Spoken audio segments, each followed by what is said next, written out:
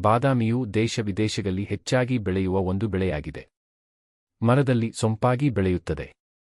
ಬಾದಾಮಿಯು ಮೂಲತಃ ಪಶ್ಚಿಮ ಏಷ್ಯಾದ್ದು, ಭಾರತದಲ್ಲಿ ಪಂಜಾಬ್, ಕಾಶ್ಮೀರದಲ್ಲಿ ಹೆಚ್ಚಾಗಿ ಬೆಳೆಯುತ್ತಾರೆ. ಇಂದಿನ ಪ್ರಸ್ತುತ ದಿನಮಾನದಲ್ಲಿ ಅಮೆರಿಕ ದೇಶವು ತುಂಬಾ ಜಾಸ್ತಿ ಪ್ರಮಾಣದಲ್ಲಿ ಬಾದಾಮಿಯನ್ನು ಬೆಳೆಯುತ್ತಿದ್ದಾರೆ. ಬಾದಾಮಿ ಮರದ ಬೀಜ, ಎಣ್ಣೆ, ಕವಚ ಎಲ್ಲವೂ ಉಪಯುಕ್ತವಾಗಿದ್ದು ಆರೋಗ್ಯಕರವಾಗಿದೆ. ಬಾದಾಮಿಯಲ್ಲಿ 2 ಬಗೆಗಳಿದ್ದು, ಒಂದು ಸಿಹಿ ಬಾದಾಮಿ, ಇನ್ನೊಂದು ಕಹಿ ಬಾದಾಮಿ. ವೈಜ್ಞಾನಿಕ ವಿಚಾರಗಳು. ವೈಜ್ಞಾನಿಕ ಹೆಸರು ಪ್ರುನಸ್ ಡುಲ್ಸಿಸ್, ಪ್ರೋನಸ್ ಡಾಲ್ಸಿಸ್. ಆಂಗ್ಲ ಹೆಸರು ಆಲ್ಮಂಡ್, ಆಲ್ಮಂಡ್. ಬಾದಾಮಿಯಲ್ಲಿ ಅಧಿಕ ಪ್ರಮಾಣದಲ್ಲಿ ವಿಟಮಿನ್ ಸಿ ಮತ್ತು ಮ್ಯಾಂಗನೀಸ್ ಇದ್ದು, ಪ್ರೋಟೀನ್, ಕಬ್ಬಿಣ, ಕೊಪ್ಪರ್, ಕ್ಯಾಲ್ಸಿಯಂ, ಫಾಸ್ಫರಸ್, ನಾರು ಹಾಗೂ ಬಯೋಟಿನ್ ಅಂಶಗಳನ್ನು ಒಳಗೊಂಡಿದೆ. ಬಾದಾಮಿಯಲ್ಲಿ ಹೆಚ್ಚಿನ ರೋಗನಿರೋಧಕ ಶಕ್ತಿಯಿದ್ದು, ನಿತ್ಯ ಸೇವನೆಯು ಆರೋಗ್ಯವರ್ಧಕವಾಗಿದೆ. ಬಾದಾಮಿಯ ಉಪಯೋಗಗಳು. 1. ಸಕ್ಕರೆ ಕಾಯಿಲೆಯ ಸಮಸ್ಯೆಗೆ ಬಾದಾಮಿ. ಮಧುಮೇಹಕ್ಕೆ ಬಾದಾಮಿಯು ಉಪಯುಕ್ತವಾಗಿದ್ದು, ದೇಹವನ್ನು ದೃಢವಾಗಿಸುವಲ್ಲಿ ಕೂಡ ಸಹಾಯಕವಾಗಿದೆ.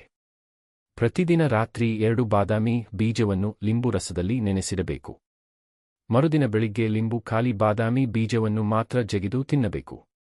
ಇದನ್ನು ಸತತವಾಗಿ 1 ತಿಂಗಳ ಕಾಲ ಮಾಡಿದರೆ ರಕ್ತದಲ್ಲಿನ ಸಕ್ಕರೆ ಅಂಶ ಹತೋಟಿಗೆ ಬರುತ್ತದೆ. 2. ಮಕ್ಕಳಿಗೆ ಪದೇ ಪದೇ ಬರುವ ಜ್ವರಕ್ಕೆ ಬಾದಾಮಿ.